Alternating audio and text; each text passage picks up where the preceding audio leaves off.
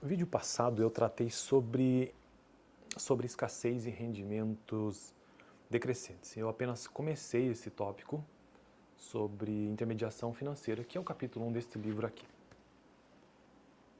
Mercado financeiro, Alexandre Azaf Neto.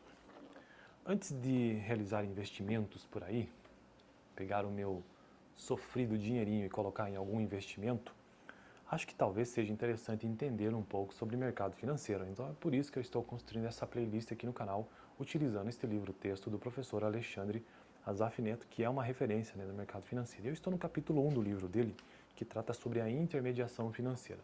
E nesse capítulo 1 ele traz diversos conceitos básicos de economia, porque antes mesmo de você se arriscar no mundo dos investimentos, é preciso entender um pouco de economia, né? Acho bastante elementar.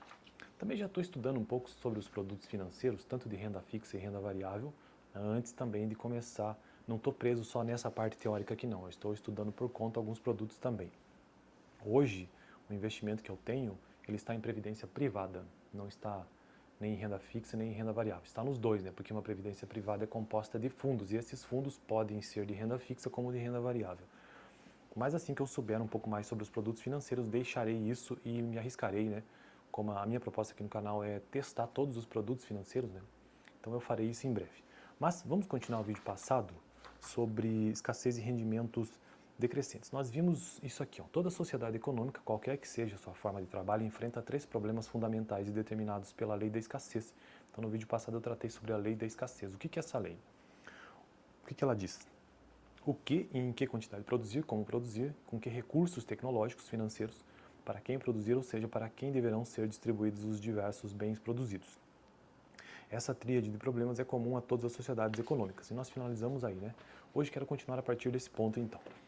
Se os recursos existissem em abundância na natureza e na economia, e a economia pudesse distribuir de forma ilimitada seus bens produzidos, os problemas básicos descritos deixariam de existir. Nesse ambiente, as necessidades humanas estariam plenamente satisfeitas e não faria qualquer diferença a curva de oferta de qualquer produto em particular, porque tudo é infinito, né? Assim como a eficiência na produção e a distribuição dos bens a serviços às várias pessoas e famílias. No entanto, os denominados bens livres, como o ar puro, por exemplo, são cada vez menos frequentes, dando lugar aos bens econômicos. Então, aqui também um outro conceito, né? Entender o que é um bem livre e um bem econômico, que apresentam algum nível de escassez e valor econômico. Por meio desses bens, os padrões de vida são regulados, recebendo a toda a sociedade a decisão, cabendo, na verdade, né? A toda a sociedade a decisão sobre os produtos a serem consumidos, pois nem todos os desejos e necessidades poderão ser satisfeitos. A alternância que cabe a toda decisão econômica é a melhor seleção dos produtos relativamente escassos. Veja bem, quanto mais dinheiro se gasta em moradia, menos se consome em vestuário. Quanto mais os governos aplicarem em estradas, menos recursos restam para a educação. E assim por diante. Em outras palavras, quanto mais a sociedade consumir hoje, menor sua capacidade de poupança e, em consequência, menor sua capacidade futura de produção e geração de riqueza. Pelo menos esse é o conceito que ele traz aqui. Deixa eu ver onde ele parou aqui.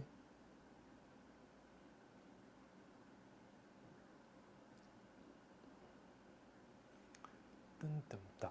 Toda sociedade econômica deve indicar como os recursos devem ser alocados para a produção do produto e sua transferência para a fabricação de algum outro bem.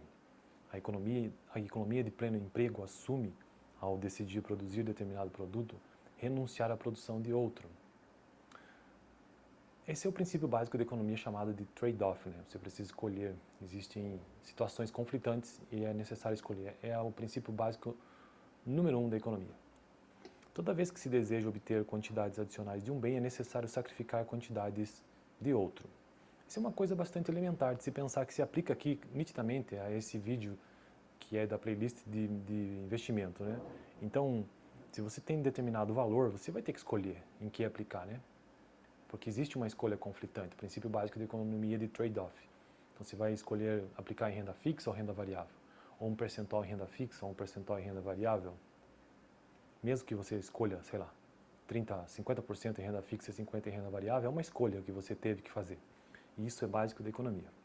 A economia alerta ainda para a conhecida lei de rendimentos decrescentes, que eu vou deixar para o próximo vídeo. Não quero tratar sobre isso no vídeo de hoje. Hoje, então, quero apenas finalizar o conceito de escassez, que eu já tratei no vídeo passado e tratei nesse vídeo. É preciso entender que os bens econômicos, eles não são infinitos, eles acabam. Então, o dinheiro acaba, tudo acaba, a nossa vida acaba. Então, o entendimento de que tudo é escasso e que não se pode levar ou viver a vida ou levar os seus negócios pensando que tudo vai durar para sempre ou que não acaba. Não, é escasso. A moeda é escassa, os recursos são escassos. Então, sair com esse entendimento desse vídeo eu acho que já é algo bastante interessante. Porque nós temos uma lei da escassez que diz o seguinte na economia: o que e em que quantidade produzir, como produzir, com que recursos tecnológicos financeiros e para quem produzir. Né? Então, o que produzir, como produzir e para quem produzir. Ou seja, para quem deverão ser distribuídos os diversos bens produzidos. Fico por aqui. No próximo vídeo, então, quero tratar sobre a lei dos rendimentos decrescentes. Deixo isso para o próximo, porque senão esse vídeo vai ficar muito longo. Beleza?